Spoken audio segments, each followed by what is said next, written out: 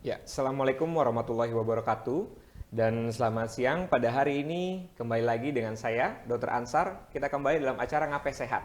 Hari ini kita akan membahas topik yang selalu tidak kalah menarik dibanding topik-topik yang sebelumnya. Pagi ini kita juga kedatangan tamu, dapat dua tamu dokter spesialis dari rumah sakit kita yang akan dengan senang hati membagikan ilmu, membagikan pengetahuan tentang topik yang akan kita bahas pada hari ini. Hari ini kita akan membahas tentang penyakit kusta dalam rangka memperingati Hari Kusta Sedunia. Kita memiliki tema pada hari ini yaitu kusta bikin takut atau kita yang kurang tahu. Dalam rangka memperingati Hari Kusta Sedunia ini, kita kedatangan dua narasumber kita, dua dokter spesialis kita yang aktif di rumah sakit kita. Yang pertama akan saya perkenalkan ada Dr. Arif Risdianto, dokter spesialis kulit dan kelamin atau dermatologi, venerologi dan estetik, Vince Devi. Selamat pagi dokter. Selamat pagi, Assalamualaikum warahmatullahi wabarakatuh. Ya, Salam sehat semuanya. terima kasih Dr. Arif. Dan tidak kalah juga kita kedatangan narasumber kedua kita pada pagi hari ini, Dr. Rani Rahmawati, spesialis dermatologi, venerologi, estetik, Vince Devi. Selamat pagi dokter. Selamat pagi dok. Ya, terima kasih Dr. Arif dan Dr. Rani telah hadir pada hari ini. Kita akan membahas satu topik yang cukup menarik juga pada hari ini dok. Kusta bikin takut atau kita yang kurang tahu. Ini mungkin terdengarnya seperti penyakit lama dok, sepertinya ya dok. Tapi saat ini sepertinya masih banyak juga yang kita temui dan masih banyak juga di masyarakat. Dan kita perlu edukasi atau menjelaskan lebih lengkap kepada masyarakat tentang apa sih sebenarnya kusta itu sendiri dokter. Mungkin dari Dr. Arif boleh dok, kusta ini seperti sendiri ini apa dok? Jadi kusta itu merupakan salah satu penyakit kulit yang sebenarnya sudah lama kita ketahui dan salah satu penyakit yang tertua ya di dunia yang bisa kita jumpai. Yang sampai sekarang itu masih ada insidennya. Tapi memang dari berbagai literatur, memang untuk mendiagnosis itu suatu penyakit kusta itu sebenarnya cukup mudah sih sebenarnya. Yang pertama ada keluhan bercak kulit, entah kemerahan atau berwarna lebih putih atau lebih hitam, dengan kata kunci ada sensasi yang kurang rasa atau mati rasa. Nanti mungkin harapannya jika para pemirsa ataupun para sobat sehat parikesit ada menjumpai gejala-gejala seperti itu, bisa segera memeriksakan ke dokter, khususnya dokter spesialis kulit dan kelamin. Baik dokter, tadi sudah dijelaskan oleh Dr. Arif mengenai apa itu sendiri penyakit kusta.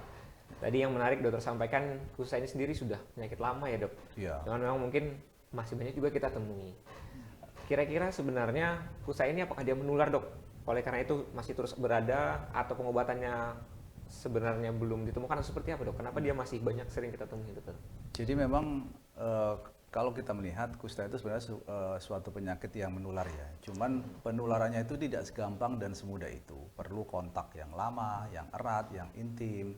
Kemudian jika diobati dengan serius, dengan seksama dan sesuai dengan aturan pengobatan yang telah ditetapkan, dia akan bisa sembuh dan tidak berpotensi untuk menularkan kembali dan bisa menjalani aktivitas sehari-hari, baik aktivitas sosial ataupun aktivitas kemasyarakatan ataupun aktivitas yang memang biasanya dia harus lakukan, tidak ada masalah, tidak ada penularan yang secepat ataupun sekilat seperti penyakit akut pada umumnya. Kalau kusta itu masuk kategori penyakit yang kronis. Baik dokter, kusta termasuk penyakit kronis tapi juga menular berarti ya dokter? Iya. Berarti yang perlu kita ketahui ini cara penularannya berarti ya dokter. Mungkin dokter Rani bisa menjelaskan dok, kira-kira penularannya apakah seperti kita yang sering saat ini kan juga flu, apakah seperti flu atau kontak tangan atau seperti apa gitu dokter? Baik, terima kasih dokter Ansar. Jadi untuk kusta ini sendiri seperti yang tadi dokter Arif sudah jelaskan, penularannya tidak semudah penyakit yang lain ya. Jadi karena dia memang penyakit kronis yang lama ya. Jadi dia untuk menular itu bisa lewat saluran nafas bagian atas, terutama itu biasanya menular dari mereka yang memang belum diobatin ya, yang belum terdeteksi. Kemudian bisa juga dari luka-luka yang basah. Jadi kalau masyarakat mungkin kenalnya dengan kusta basah gitu. Nah, dari luka-luka itu bisa menularkan kuman tapi juga tidak mudah ya. Jadi itu kontak yang erat. Jadi biasanya yang kita setelah kita mendeteksi dari pasiennya itu biasanya kita melihat dari kontaknya, orang-orang terdekat dengannya. Jadi memang perlu kontak yang lama, jadi tidak hanya penularan yang mudah seperti kita bersosialisasi sehari-hari gitu. Oke, baik dokter. Berarti dia memang perlu kontak juga ya dok. Kalau seperti yang dokter Hani jelaskan, kontak ini apakah kalau hanya sekali misalkan kita bertemu orang asing yang memang terjangkit kusta, sekali itu saja atau juga sudah beresiko cukup besar, atau mungkin memang harus terus-menerus kita terpapar dok, baru bisa potensial tertular dokter? Baik, jadi kalau kita bicara penyakit infeksi, sebenarnya segala macam jenis penularan yang tadi saya sebutkan, baik saluran nafas maupun luka basah itu memungkinkan untuk memindahkan si agen bakteri ini ke orang lain. Tapi secara statistik untuk kusta itu sebenarnya penularannya tadi yang dibilang tidak mudah, karena statistik itu kita dari kalau kita hitung dari populasi yang ada penderita kusta itu 95% itu tidak tertular. Jadi 5% yang tertular itu pun dari 5% ini hanya sekitar 30% yang berpotensi untuk sakit gitu. Jadi ini bergantung dari ketahanan atau status imun dari masing-masing individunya. Jadi memang kalau secara teori memang kita resiko penularan itu ada, tapi secara statistik memang dia tidak mudah penularan. Makanya tadi kita bilang terutama yang kita target untuk men-screening adalah orang-orang di sekitar dari penderitanya sendiri. Oke, baik. Terima kasih Dr. Arif, Dr. Hani. Mungkin yang perlu saya tanyakan lagi terkait penularannya, kalau memang misalkan dia tidak menular banyak, apakah ada faktor genetik juga dok yang mempengaruhi? Selain kan dari lokasi orang sekitarnya yang lebih resiko terpapar, dokter? Ya, sebenarnya genetik itu berperan. Cuman kan memang kita istilahnya belum banyak pemeriksaan genetik yang dilakukan ya. Tapi artinya genetik tadi seperti bakat. Bakat itu bakat genetik yang dibawa oleh orang yang bersangkutan. Tapi gen tadi tidak 100% menentukan bahwa yang bersangkutan itu akan menderita kusta di belakang hari, enggak. Banyak faktor lain. Salah satunya tadi yang sudah dijelaskan Dr. Hani adalah faktor imunitas, faktor paparan ataupun kontak yang lama dan erat.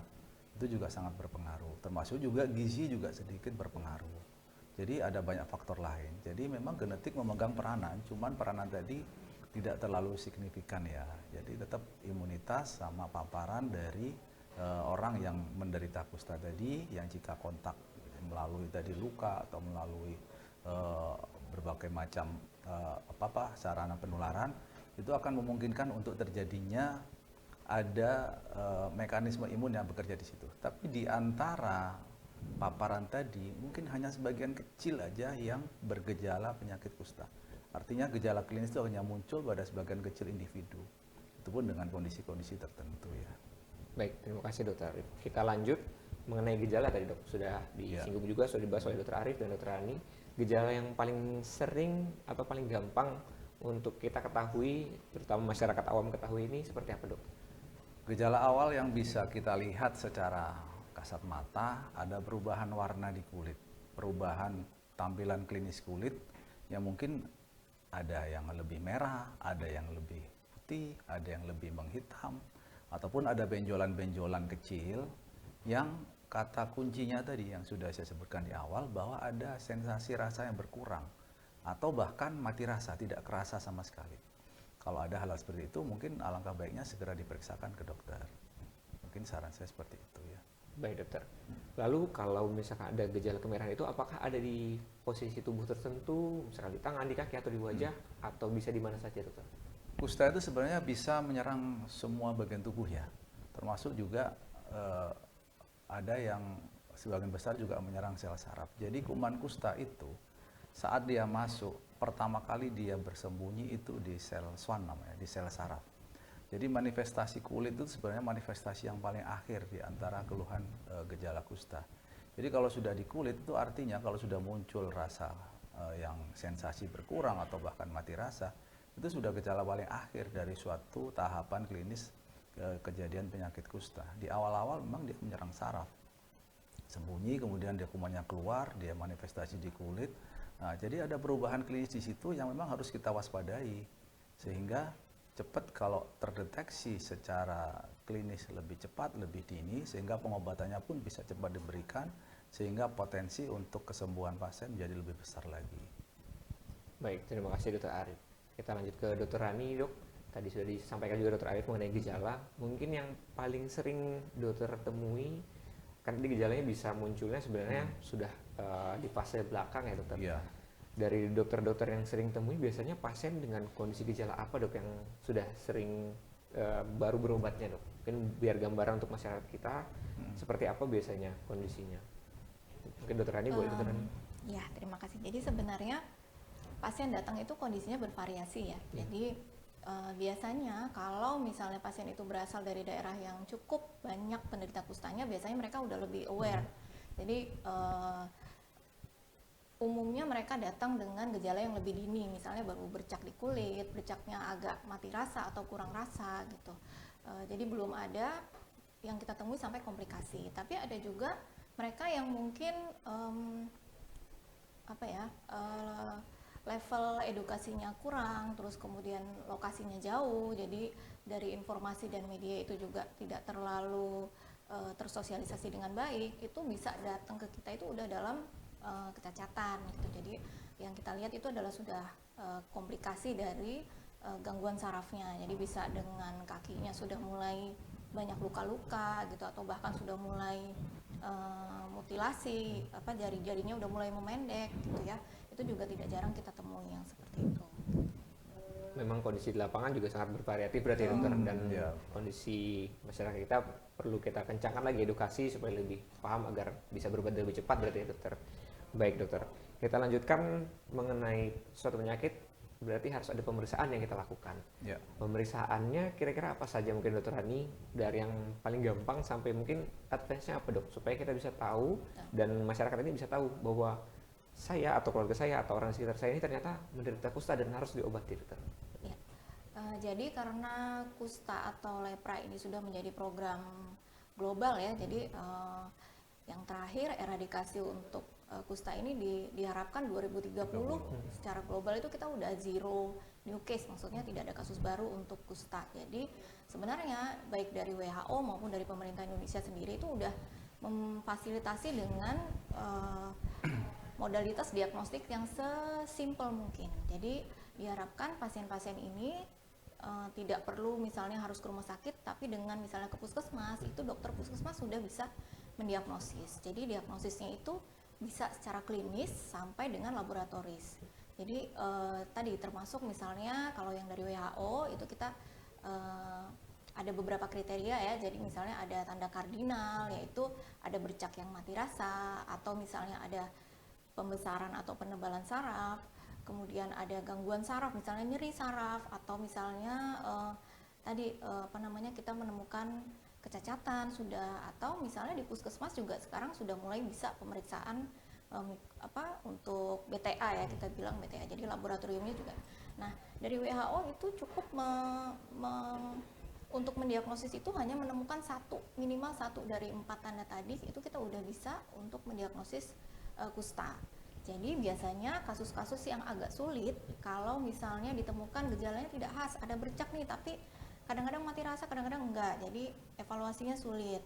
Kemudian BTA-nya negatif, kemudian tidak ditemukan penebalan saraf yang lain. Nah itu kita baru bukan diagnosis, tapi itu kita baru kecurigaan kusta. Nah biasanya kalau udah kayak gitu baru kita perlu pemeriksaan yang lebih yang lebih teliti lagi, misalnya mau itu biopsi atau pemeriksaan darah, serologi gitu. Tapi di lapangan sih biasanya cukup jarang kalau kita sampai ke tahap itu ya, biasanya sudah bisa terdiagnosis dengan klinis tadi. Baik, berarti dengan kata lain seharusnya dan semaksimalnya bisa didiagnosis dari fasilitas kesehatan paling primer juga berarti dokter. Ya. Dan bisa dilakukan pemeriksaan, saat ini sudah bisa dilakukan pemeriksaan di puskesmas berarti di masing-masing puskesmas. Apakah sampai dengan tahap pengobatan dok kalau di puskesmas, atau biasanya kan beberapa penyakit dari puskesmas mereka mendiagnosis dan dirujuk ke rumah sakit, atau pengobatan pun bisa dari pihak puskesmas seperti itu dok? Kalau pengobatan sekarang memang diserahkan ke pihak puskesmas ya, karena memang kaitannya dengan penyediaan obat-obatan yang memang sudah diprogramkan gratis oleh pemerintah melalui Kementerian Kesehatan. Dan juga untuk proses pencatatan dan pelaporan serta monitoring dan evaluasi, dan itu sangat penting sekali karena memang puskesmas itu sebagai front terdepan dalam pasien, untuk handle pasien, masuk juga untuk edukasi secara langsung kepada keluarga pasien. Tapi memang kadang-kadang untuk mendiagnosis jika ada kesulitan-kesulitan tertentu, misalnya terus ada komplikasi, misalnya reaksi kusta dan sebagainya, barulah mereka kirim ke rumah sakit. Tapi untuk sarana baik pemeriksaan, untuk diagnostik maupun penunjang, BTA tadi yang sudah disebutkan Dr. Ani, atau kerokan kulit, itu sebenarnya mereka sudah bisa menjalankan dan memberikan pengobatan sekaligus sampai selesai, sampai tuntas dan sampai dinyatakan sembuh. Baik dokter, terima kasih. Berarti untuk masyarakat juga ini mungkin bisa kita infokan ulang, kita edukasi ulang bahwa penyakit kusta bisa diobati, mungkin termasuk di kita di Kukar yang wilayahnya juga cukup luas, cukup beragam dan aksesnya juga cukup jauh, terutama ke rumah sakit, bahwa pemeriksaan dan pengobatan juga bisa dilakukan di puskesmas berarti ya dokter. Ya. Untuk pengobatannya sendiri, pengobatannya seperti apa dok? Apakah perlu minum obat rutin setiap hari, seumur hidup, atau ada jenjang waktu tertentu, atau sampai gejala hilang, atau seperti apa dokter? Dokter Hani boleh menjelaskan dokter? Ya, sebenarnya kalau untuk pengobatan kusta itu WHO sudah mempersiapkan paket ya secara khusus. Jadi bergantung dari diagnosis kustanya, tipe yang mana. Kalau dari WHO itu mereka membagi dengan tipe yang ringan atau pausi basiler, biasanya kita sebutnya seperti itu PB, dengan kusta yang MB. Jadi ini bedanya adalah tingkat kepadatan dari kumannya, termasuk juga tingkat keparahan kustanya. Jadi bergantung dari diagnosis itu, apakah dia masuk yang PB ringan atau yang MB sedang berat, itu dia akan dapat paket khusus obat. Jadi obatnya itu terdiri dari kombinasi biasanya, ya, nggak cuma satu obat. Jadi yang untuk kusta yang tipe ringan itu biasanya isinya paket rifampicin dan dapson. Kalau yang tipe yang MB itu biasanya ada tambahan clofazimin. Jadi dengan durasi pengobatan 6 bulan bisa diselesaikan 6 sampai 9 bulan, atau kalau yang MB itu lebih lama. Jadi 12 bulan bisa diselesaikan sampai dengan 18 bulan. Jadi ini maksudnya kan kadang pasien ada lupa-lupa gitu ya. Jadi misalnya itu lupa sehari 2 hari masih bisa kita cover selama dia nggak lebih dari 18 bulan. 12 paket dari MDT-nya itu tadi. Gitu. Berarti pengobatannya, estimasi pengobatannya sekitar 6 bulan ya dokter tadi paling Sampai cepat. 12 bulan. Berarti itu apakah setiap hari pasien Ya, tersebut setiap harus mengkonsumsi obatnya dokter? Iya, dari paket itu sih sebenarnya ada yang diminum per bulan. Jadi kayak rifampicin itu biasanya kita berikan 1 bulan sekali, dan untuk monitoring biasanya diminumkan itu di depan tenaga medisnya, di depan petugas. Jadi pada saat menerima MDT dia minum itu.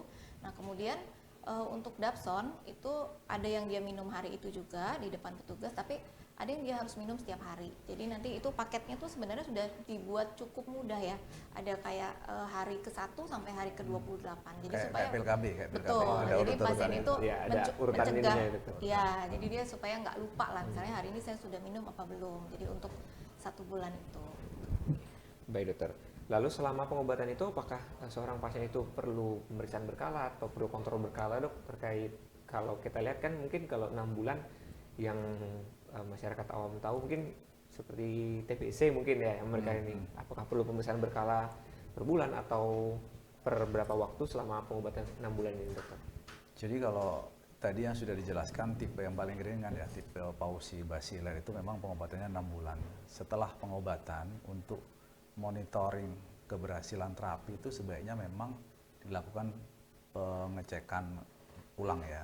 Walaupun secara umum untuk tipe pausi basiler itu karena jumlahnya bakteri yang cukup sedikit, saat dilakukan kerokan kulit biasanya negatif dia. Memang ada beberapa hal itu kita bisa obati dari gejala klinis sebenarnya sudah cukup untuk bisa memberikan pengobatan.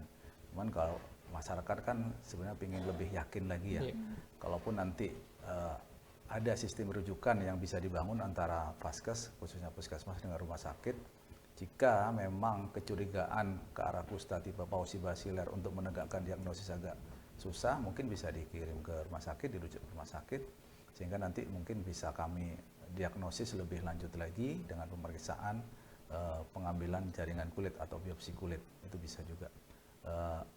Kalau memang setelah pengobatan, kalau tipe PB biasanya sudah selesaikan, kebanyakan kumannya sedikit dan bisa dilakukan evaluasi itu. Kalau yang tipe MB, tipe multibasiler dengan jumlah kuman yang cukup banyak. Karena pengobatannya itu minimal 12 bulan ya, tapi bisa diekstenkan sampai 18 bulan. Dengan cara yang sama tadi, ada yang memang dalam 1 bulan sekali itu diminum di depan petugas untuk dilakukan supervisi. Kemudian ada juga PMO sama kayak TB ya. Oh, iya. Ada yang pihak keluarga bisa memberikan pengawasan dalam hal kepatuhan minum obat. Kemudian nanti bisa dilakukan monitoring dan evaluasi, bisa setiap 6 bulan atau bisa setiap 12 bulan sampai dinyatakan selesai pengobatan atau release from treatment. Gitu. Baik dokter, berarti selama pasien mendapatkan pengobatan semua bisa terpantau dari fase ini pertama, fase Ya, primernya dari betul. puskesmas ya dokter. Lalu biasanya kasus apa saja, mungkin tadi dokter sudah menyinggung dan membahas juga kasus-kasus yang ditemui di rumah sakit. Biasanya kasus seperti apa yang sampai dirujuk atau mungkin kondisi, mungkin kita bahasnya seperti di bahasa orang awam komplikasi atau kondisi apa saja dok yang sampai harus dilakukan pemeriksaan atau dilakukan pengobatan di rumah sakit dokter. Mungkin boleh dokter Rani? Iya, misalnya kalau tadi yang kasus yang sederhana, kusta yang sudah bisa terdiagnosis, kemudian diobati, pasien yang menjalani terapi tidak ada masalah, biasanya nggak sampai di refer ke kita ya. Gitu. Tapi biasanya dalam perjalanan pengobatan penyakit kusta itu kita juga seringkali mendapatkan yang namanya reaksi kusta. Nah, reaksi kusta ini bisa di awal-awal pengobatan atau selama maupun setelah pengobatan. Nah, biasanya itu pasien itu dikirim ke kita karena itu tadi. Jadi ada reaksi kusta, dengan reaksi itu kan tentunya ada perubahan dari spektrum dari kustanya. Jadi bisa berubah tipe kustanya menjadi yang lebih berat ataupun yang lebih ringan, atau komplikasi sarafnya. Nah, itu karena perlu evaluasi dan pemeriksaan lebih lanjut, biasanya akan dirujuk ke kita. Jadi tujuannya adalah bagaimana supaya pengobatan dari kustanya ini tetap berjalan, dengan penata laksanaan reaksinya juga bisa kita berikan dan mencegah kecacatan semaksimal mungkin. Gitu. Atau kadang-kadang juga tidak terkait dengan kustanya sendiri, tapi pasiennya misalnya mengalami reaksi alergi terhadap salah satu atau beberapa dari obat MDT yang kita berikan. Jadi itu memang biasanya nanti di-refer ke kita untuk kita tentukan lagi apakah memang ini karena reaksi terhadap obatnya atau kita bahkan kita harus mengganti dengan obat alternatif untuk kustanya. Baik, berarti ada kondisi-kondisi tertentu seperti misalkan tadi reaksi kusta ya dokter. Untuk reaksi kusta sendiri ini apakah dia memang karena perjalanan penyakitnya atau tadi mungkin dokter juga membahas karena reaksi alergi obatnya itu dokter. Ya mungkin kita simpan dulu pertanyaan saya tadi sampai kita lanjutkan ke sesi berikutnya. Sementara kita akan menyimak iklan ataupun promosi dari rumah sakit kami dalam pesan-pesan berikut ini.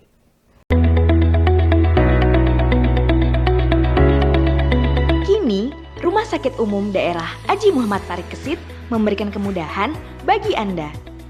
Anda tidak perlu antri dan menunggu lama untuk mendapatkan obat di instalasi rawat jalan. Sobat Parikesit, layanan antar obat Parikesit. Layanan lebih nyaman, tanpa antri, dan obat diantar langsung ke rumah Anda. Tarif dan syarat ketentuan berlaku. Untuk informasi lebih lanjut, segera hubungi call center Depo Rawat Jalan 0813 4614 5900 atau kunjungi Depo Farmasi Rawat Jalan, Gedung Merak, lantai dasar. Sobat Parikesit, layanan antar obat Parikesit.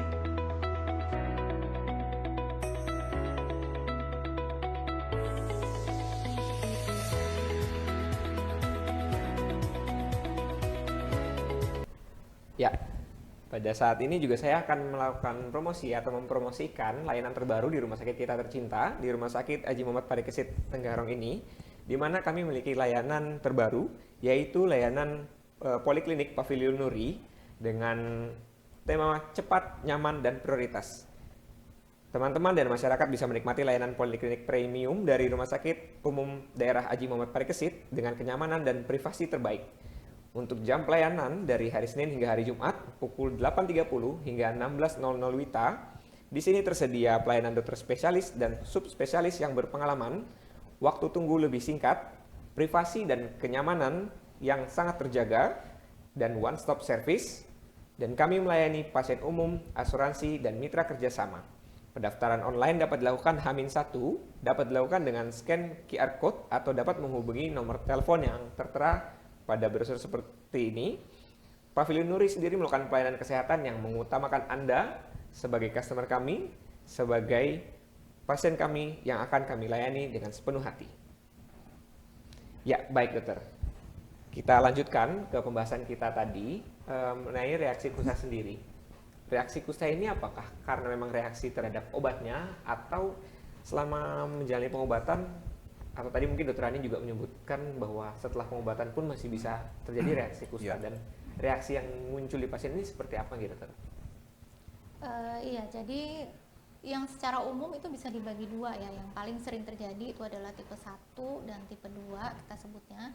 Kalau tipe 1 itu biasanya reaksi reversal namanya. Jadi sesuai dengan namanya, karena dia reversal itu karena status imun dari individunya atau dari pasiennya. Jadi efek dari pengobatan itu membuat kumannya itu mati. Nah, mati kan nggak langsung hilang ya, nggak langsung diabsorpsi oleh tubuh. Jadi fragmen-fragmen dari si kuman ini bisa memicu imunitas dari pasiennya untuk menimbulkan reaksi. Nah, itu nanti hasilnya bisa tadi yang seperti saya bilang sebelumnya, itu bisa kalau dia masih selama pengobatan itu kustanya bisa makin jadi ke tingkat yang lebih ringan atau bahkan lebih berat. Makanya itu kita harus kontrol. Kemudian reaksi yang kedua itu namanya erythema nodosum leprosum. Jadi dia bentuknya seperti benjolan-benjolan gitu yang cukup nyeri, biasanya lumayan mengganggu untuk pasien ya. Itu biasanya juga karena fragmen-fragmen dari si kuman ini itu dia menimbulkan terdeposit ke jaringan tubuh. Jadi dia ini kan si kuman ini akan berikatan dengan antibodi yang dihasilkan dari tubuh pasiennya, kemudian ini terdeposit di jaringan dan itu menimbulkan reaksi yang agak sedikit berbeda dengan reaksi yang pertama. Nah, yang tipe 2 ini biasanya terjadi pada kusta yang lebih berat, misalnya pada yang tipe MB gitu. Dan bisa berlangsung bahkan sampai setelah dia release from treatment gitu. Jadi makanya karena reaksi ini masih berpotensi untuk membuat kerusakan pada jaringan atau saraf, jadi kita tetap harus evaluasi pasien bahkan setelah dia release from treatment atau selesai terapi MDT-nya. Baik, kalau misalkan reaksi kustanya apakah kalau secara awam kita bisa nyebutin sebagai komplikasi juga dok, atau berbeda sebenarnya dokter? Itu memang kalau kita melihat tadi sudah dijelaskan dokter Ani, jadi reaksi kusta itu ada dua. Dia bisa terjadi intinya biar belum diobati selama pengobatan, bahkan bertahun-tahun setelah pengobatan itu bisa terjadi. Tergantung respon imunitas tubuhnya. Kalau imunitas seluler dia menjadi kusta tipe reaksi yang pertama tipe 1. Kalau imunitas humoral menjadi reaksi tipe 2. Tapi dua-duanya sama sebenarnya. Dua-duanya apalagi tipe 1 karena memang terjadi bisa neuritis ataupun peradangan saraf. Itu reaksi tipe 1 itu bisa menimbulkan sampai deformitas atau kecacatan, itu yang paling sering ya. Terus reaksi tipe 2 tadi, ini lebih ke arah gejala sistemiknya. Jadi dia ada kuman yang fragmen tadi yang sudah mati tadi, setelah diobati, dia akan direspon imun tubuh yang terlalu berlebihan sehingga terjadi reaksi antigen dengan antibodi. Yang kalau ikut sirkulasi darah dia akan mengendap sehingga ada benjol-benjol kemerahan, biasanya di daerah ekstremitas atau tangan kaki. Kemudian disertai dengan gejala sistemik, demam tinggi, menggigil, kemudian peningkatan leukosit dan sebagainya. Dan itu kalau tidak diobati secara optimal, yang benjol-benjol tadi akan pecah menjadi borok yang banyak, kemudian luka dan agak bau gitu ya, sehingga nanti perlu penanganan lebih serius untuk hal ini dan biasanya dilakukan di rumah sakit. Baik dokter, berarti memang komplikasinya bisa terjadi kapanpun juga, bahkan saat pengobatan sedang berlangsung ya dokter. Baik dokter, kita juga akan membahas tentunya selain komplikasi kita juga harus membahas pencegahan, terutama untuk masyarakat kita yang berada di lingkungan yang jauh dari rumah sakit. Mereka juga harus paham dan harus kita edukasi terkait pencegahan. Mungkin pencegahan apa yang paling gampang masyarakat ini lakukan dokter? Boleh dokter Ani? Iya, jadi nomor 1 itu tetap deteksi dini ya. Deteksi dini itu baik dari pribadi maupun dari petugas kesehatannya gitu. Jadi tanpa deteksi, tanpa ditemukan atau identifikasi kasusnya, maka kita nggak bisa ke step selanjutnya. Jadi yang selalu digembur-gemburkan dalam edukasi atau sosialisasi mengenai kusta, baik di Indonesia maupun global, itu bagaimana cara mendeteksi dininya. Jadi pasiennya juga harus tahu dia menemukan gejala apa. Tadi kalau misalnya ada bercak yang mati rasa terutama, atau misalnya ada gangguan saraf yang tidak bisa dijelaskan, nah itu sebaiknya segera berkonsultasi dengan tenaga medis terdekat gitu. Atau misalnya ada kontak dengan individu yang memang sudah dalam pengobatan, atau misalnya baru terdiagnosis. Nah, dia kepingin tahu apakah saya kira-kira sudah tertular apa belum. Nah, itu sebaiknya datang untuk memeriksakan diri atau screening ke fasilitas kesehatan terdekat gitu. Jadi tidak harus rumah sakit, ke puskesmas pun sangat bisa. Baik dokter, selanjutnya mungkin tadi sudah sempat dibahas juga pencegahan dan pengobatannya juga, kalau bisa dibilang mungkin tidak sebentar ya dokter, Ya, kurang lebih sama seperti TBC tadi dokter sampaikan. Kira-kira peran keluarga atau peran pendamping seorang pasien yang menderita kusta ini seberapa penting, dan seharusnya apa yang dikerjakan sebagai keluarga yang memiliki pasien ataupun keluarga yang mengalami kusta ini dok, sebagai suportif mereka, sebaiknya seperti apa dok?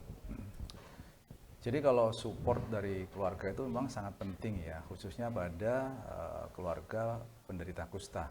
Yang pertama ya tadi sudah disampaikan terkait dengan deteksi dini. Misalnya ada anggota keluarga yang lain yang mempunyai keluhan bercak yang mati rasa atau kurang rasa, ataupun ada nyeri-nyeri di persendian terkait dengan gangguan saraf ataupun adanya peradangan saraf, itu cepat diperiksakan ke fasilitas kesehatan terdekat baik di puskesmas maupun di rumah sakit.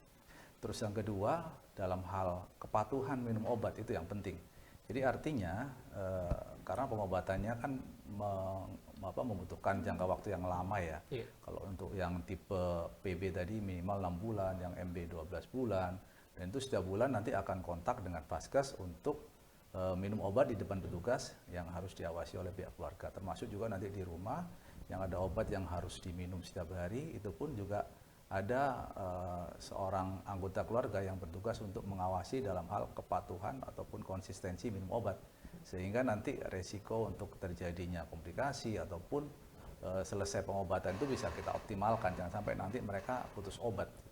Dan yang terakhir mungkin pada penderita kustanya sebagai keluarga, dia akan melaporkan nih seandainya ada keluhan, misalnya komplikasi-komplikasi yang bisa terjadi tadi, misalnya ada reaksi, kemudian ada alergi obat, atau ada drug induced namanya ya, ada obat yang diminum kemudian dia ada keluhan misalnya mual, muntah, pusing dan sebagainya, ataupun ada komplikasi misalnya matanya kuning, kencingnya berubah menjadi warna coklatan seperti teh, itu nanti sebagai orang yang bertugas untuk memberikan support ke yang sakit ataupun membawa yang sakit itu untuk berobat ke fasilitas kesehatan terdekat, dengan tetap tidak menghentikan pengobatan kustanya jika memang secara klinis harus dilanjutkan. Kalau memang nanti setelah diperiksa kemudian ada kontraindikasi, ada gejala alergi ataupun hal-hal lain yang mengharuskan obat tadi di stop dalam jangka waktu tertentu ataupun nanti diganti dengan modalitas terapi yang lain, ya memang harus diikuti gitu ya. Baik dokter, artinya peran keluarga ini juga sangat penting ya dok, untuk mensupport seorang pasien ini mau dan teratur untuk pengobatan hingga dia sembuh.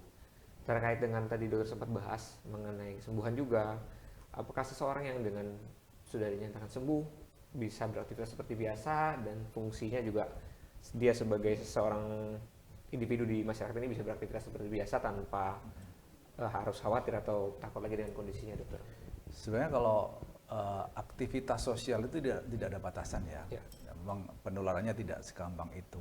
Jadi untuk aktivitas sehari-hari baik dengan interaksi dengan keluarga, interaksi sosial dengan masyarakat dan sejenisnya, itu sebenarnya tidak ada masalah walaupun dia belum diobati sekalipun. Jadi artinya stigma yang dibangun yang selama ini yang memang tidak seharusnya diberikan kepada penderita kusta ataupun keluarganya, itu memang harus kita hentikan untuk memberikan stigma itu, sehingga nanti pihak pasien ataupun keluarganya yang sakit kusta itu tidak merasa dikucilkan, tidak merasa terbebani, sehingga mereka bisa salah satu support itu adalah pihak keluarga ataupun masyarakat itu bisa mempercepat kesembuhan pasien karena memang didukung oleh keluarga maupun lingkungannya. Termasuk juga nanti dari gizi juga ya. Jadi gizi ataupun status gizi pasien itu sangat penting. Jadi artinya dengan support dari pihak keluarga, memberikan gizi yang optimal untuk menderita kusta, untuk potensi-potensi kesembuhan dari pasien ini dengan kepatuhan minum obat tentunya ya akan bisa kita optimalkan lagi dibanding yang kalau memang dengan gizi yang seadanya gitu ya. Itu sangat penting. Baik, terima kasih dokter. Berarti juga dalam artian untuk masyarakat pun juga sudah paham bahwa penyakit kusta ini juga tetap bisa beraktivitas seperti biasa tanpa masyarakat sekitarnya perlu takut atau perlu mengucilkan seperti itu, karena dia juga bisa berfungsi kembali seperti individu pada umumnya, beraktivitas seperti biasa dokter. Baik dokter, terima kasih dokter. Mungkin kita masuk juga terkait kondisi komplikasi juga tadi kita kembali sedikit yang di rumah sakit tadi banyak kondisi yang dokter sampaikan juga temui dengan kondisi-kondisi misalkan dengan kecacatan atau dengan kondisi yang komplikasi yang lebih parah seperti dengan kecacatan itu, apakah dengan pengobatan yang sudah adekuat dengan pengobatan yang dilakukan di rumah sakit bisa kembali atau tetap akan ada mungkin bahasanya gejala sisa atau gejala yang menetap setelah pengobatan atau setelah komplikasi yang terjadi? Mungkin bagaimana dokter Rani?